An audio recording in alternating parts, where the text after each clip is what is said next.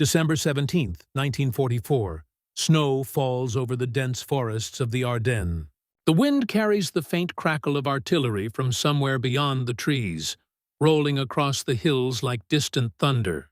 Beneath a frozen canopy of pine, a German infantry patrol moves silently along an abandoned trail. Their coats are crusted with frost. Their breath steams in the bitter air. They have been marching for hours, chasing the fading echoes of battle, driven by an order: take back what was lost.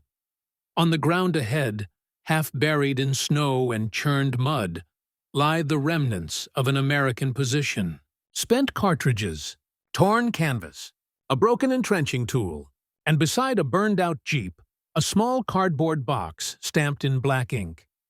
U.S. Army, K-Ration, Breakfast Unit. The first man to see it laughs, not the laughter of joy, but of disbelief. They have been told for years that the Americans live in comfort, that their soldiers are soft, pampered by industry, fattened on sugar and machines.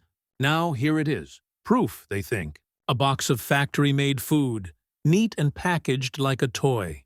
One of the Germans kicks it with his boot and mutters, "Amerikanische Delikatesse." American delicacy. The others join in a brief chorus of dry laughter, the kind that hides exhaustion more than amusement. But as one of them pries the lid open with a bayonet, the laughter fades. Inside, arranged with industrial precision, are small tins of meat, a packet of biscuits, a bar of chocolate, and, astonishingly, a tiny envelope of instant coffee. The smell of cocoa and grease rises into the cold air. For a moment, they are silent. Even in the chaos of war, this little box seems impossibly civilized. The K-Ration had been born far from the front, in the laboratories of the Quartermaster Corps in 1942. Developed under the direction of physiologist Ansel Keys, it was designed for mobility, a single soldier's daily survival, compact and complete. 3 units: breakfast, dinner, supper, each sealed against moisture, each filled with measured calories to sustain a man through the rigors of war. Where the German field ration relied on bread, potatoes, and whatever the supply line could deliver, the American K-Ration carried a nation's industrial power in its tin and cardboard. It contained cheese spread, meatloaf, lemon powder drink, Hershey chocolate, and even cigarettes. Small comforts that reached every corner of the earth where a U.S. uniform marched. To the German soldiers that winter, this discovery felt like a window into another world. Their own rations had been reduced to thin slices of dark bread, ersatz coffee brewed from roasted barley, and occasional tins of horse meat when supplies arrived. Hunger was constant, gnawing at strength and morale alike. Now, as they huddled beneath a shattered pine tree, one of them tasted the contents of the box. The biscuit crumbled easily. The chocolate melted slowly on his tongue. He blinked in disbelief. It was sweet, impossibly sweet. Another man opened the tin of meat and stared at the pink contents glistening inside. Pork and beans, real meat, spiced and preserved. He passed it around the group, and for a few moments, they forgot the war. Across the lines, American soldiers were eating the same meals under shell fire, their field stoves glowing in the snow. They joked about the monotony of rations, the endless cans of Spam, the powdered drinks, the cheese that stuck to the spoon. To them, it was just another meal. To the Germans, it was luxury beyond imagination. Captured letters and diaries from late 1944 record the shock of these encounters. In one entry from a soldier of the 3rd Panzer Grenadier Division, found near St. Vith, he wrote, "We found American food. Even their emergency meals are better than our Christmas feast. Their tins have meat and sweet things. They eat like kings while we fight on crumbs." It was a small note, smudged with mud and grease, but it revealed the widening gap, not just in supply, but in morale. The K-Ration box became more than food. It was a symbol of what the Americans represented: mobility, abundance, and the promise of comfort even amid chaos. The German army had once prided itself on discipline and endurance. But by the winter of 1944, endurance had turned into starvation. As one Wehrmacht officer later testified in a POW debriefing, the Americans had food for every man, every day, no matter where they were. We had orders to fight, but no bread. For the U.S. Army, logistics was a weapon as powerful as any rifle. Behind every frontline unit stretched a network of supply convoys, field depots, and kitchen companies that worked without rest. In the Battle of the Bulge, when snow-buried tanks and shells froze in the air, it was those supply lines that kept men alive and fighting. The camera would linger here, on that single K-ration box resting in the snow, its edges soft with frost, a symbol of contrast, a world where war met industry and efficiency became survival. For the German soldiers who found it, the laughter had vanished. In its place was a silent understanding that they were fighting a nation that could feed an army anywhere on Earth. That realization spread through captured troops in the following months. When American supply depots were overrun, German prisoners were often more astonished by the abundance of food than by the weapons. Barrels of coffee, mountains of canned goods, crates of fruit and candy bars stacked higher than any battlefield trench. As one prisoner later recalled to Allied interrogators in 1945, "We thought your army was like ours, hungry, tired, desperate. Then we saw your food. We knew the war was lost." The symbolism of the K-ration endured long after the guns fell silent. It represented more than nourishment. It was the physical proof of America's industrial might and its belief in the value of every individual soldier. Where other armies saw men as expendable, the U.S. Army fed its soldiers as assets to be protected, strengthened, and sustained. By 1945, over 100 million K-ration units had been produced, each one a small box of civilization sent into the wilderness of war. In the final winter of the conflict, as Allied forces crossed into Germany, American mess units followed closely behind. Field kitchens rose in the ruins of towns, their steel kettles steaming in the cold air. Soldiers ate from tin trays while children from nearby villages watched in silence. In some cases, GIs shared their rations, biscuits, powdered milk, chocolate bars, with civilians who hadn't seen such food in years. It was here that the K-ration became something larger still, a symbol of mercy, a reminder that even amid destruction, humanity could be tasted, if only for a moment, in a bar of chocolate passed from one hand to another. In the archives of the U.S. Army Quartermaster Museum in Fort Gregg Adams, Virginia, there remains a single preserved K-ration box, unopened, sealed since 1944. The label reads, "Meal, Combat, Individual." Inside are the same contents that once silenced laughter on a frozen battlefield. Meat, biscuits, chocolate, coffee. Simple, ordinary items.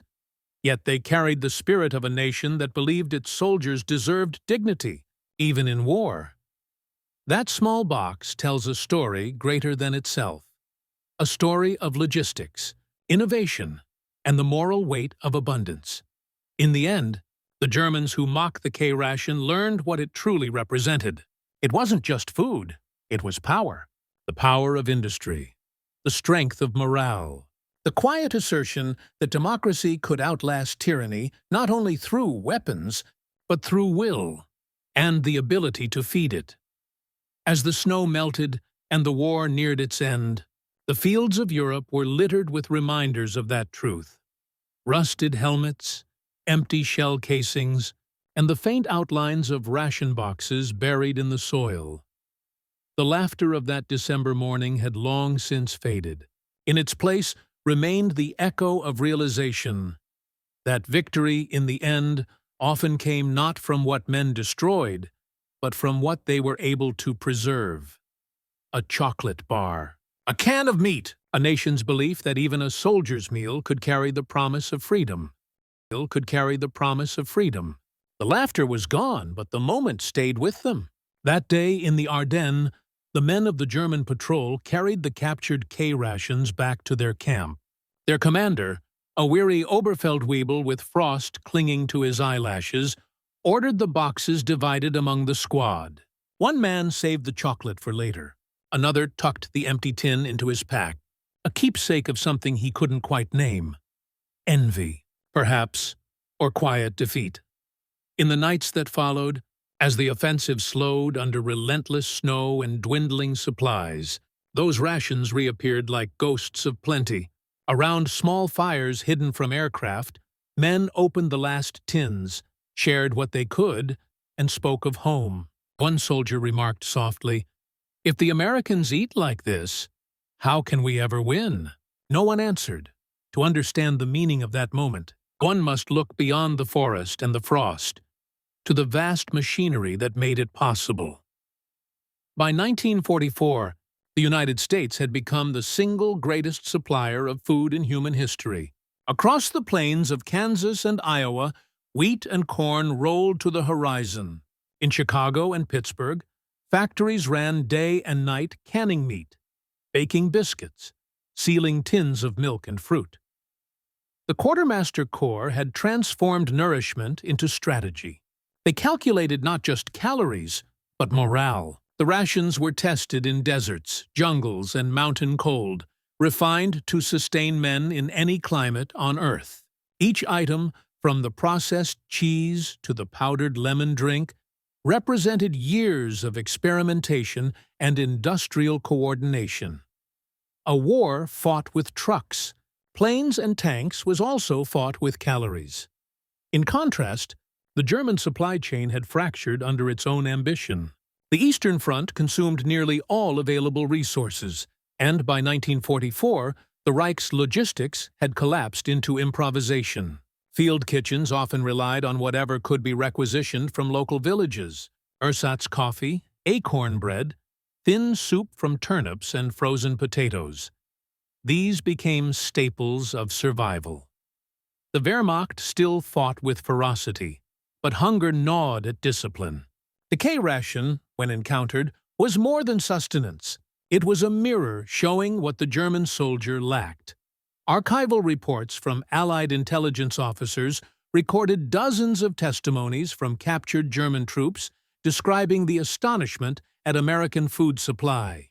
In a debriefing at Cherbourg in July 1944, one prisoner said, "Your soldiers have tins for everything: meat, pudding, even fruit. We thought it was propaganda. But when we saw your captured depots, we realized it was true." For the American servicemen, these rations were rarely a luxury. The K-ration was criticized by U.S. troops as monotonous, inadequate for prolonged use, and lacking variety. But that monotony, the predictability of food, was its own form of strength. It meant reliability. No man would go hungry for long. To a German infantryman on half rations, predictability was unthinkable. In the small town of Bastogne, as the siege tightened in December 1944, both sides endured the same bitter cold. The difference lay in what they carried. American soldiers huddled in foxholes, heating tins over candles, trading chocolate for cigarettes, sharing instant coffee brewed in their steel helmets. These small comforts became moments of humanity in an inhuman place. Nearby, German troops rationed their last loaves of bread and foraged for scraps. Diaries recovered after the battle speak of men boiling snow for water, roasting horse meat when available, and eating little more than dried peas. The laughter that once mocked American abundance was replaced by silence and envy. The camera lingers again, on hands blackened by cold, cupping a tin of American stew over a faint flame. Steam curls into the frozen air, mingling with the distant thunder of artillery. Food as warmth, food as life. It was this contrast, not of weapons, but of endurance, that began to break the morale of many Axis soldiers in the final year of the war. When the Allies advanced into Germany in 1945, they encountered civilians on the brink of starvation. Cities like Aachen, Cologne, and Dresden were shattered. Supply networks had vanished under bombings, and yet, behind every American division rolled convoys carrying flour, beans, and canned goods.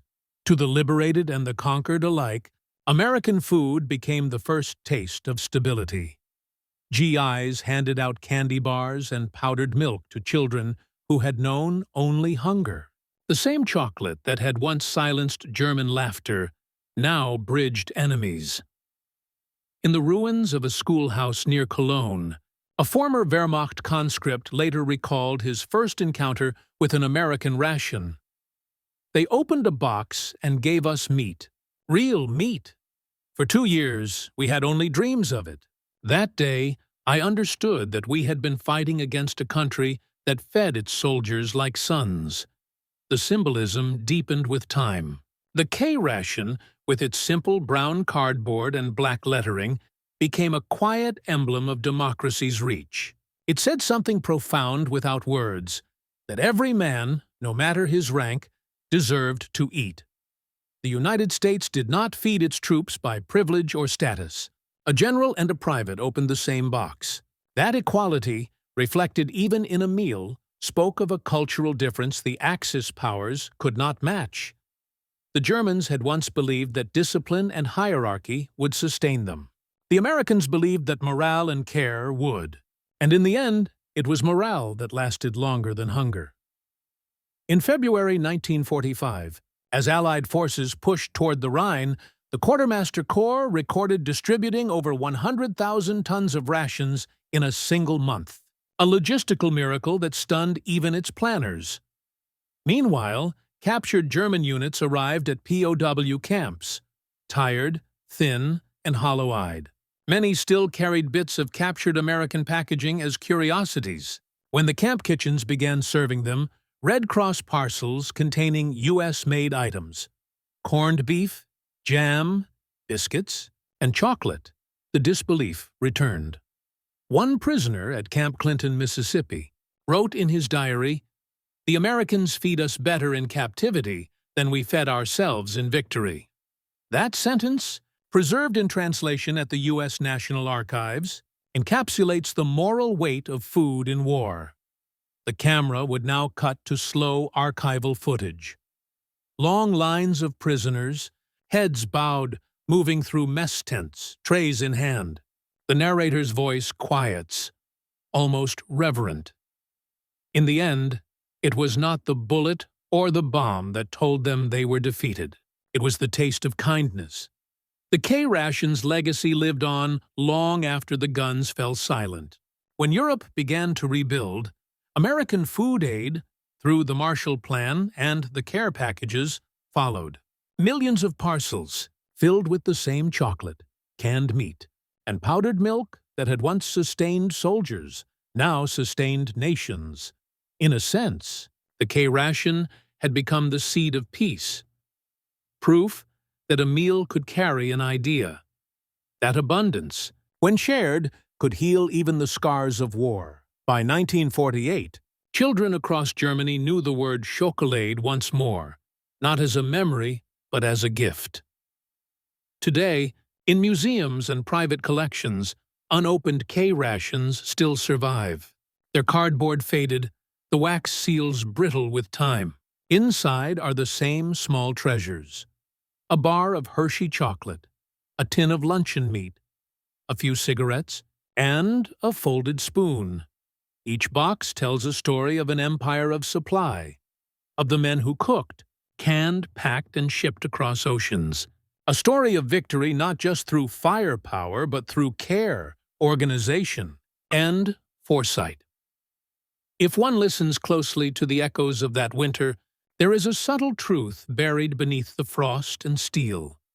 Wars are not only fought by those who pull triggers, but by those who ensure there is something to eat afterward. The tea. Germans who laughed at K-Rations learned that power could taste like meat and candy, the taste of a nation that never let its soldiers Starve. That was America's quiet weapon. Invisible, relentless, and merciful. As the documentary would fade to its final image, the camera might settle once more on that snow-covered ration box lying open beside a burnt Jeep. The voice softens, reflective. They laughed at the box. But inside it was not just food, it was the measure of a nation. The proof that even in the darkest winter, hope could still be packed, sealed, and carried to the front. The snow falls again. The forest is silent. The war moves on. But the taste, that memory of warmth and sweetness amid hunger, remains. Amid hunger, remains.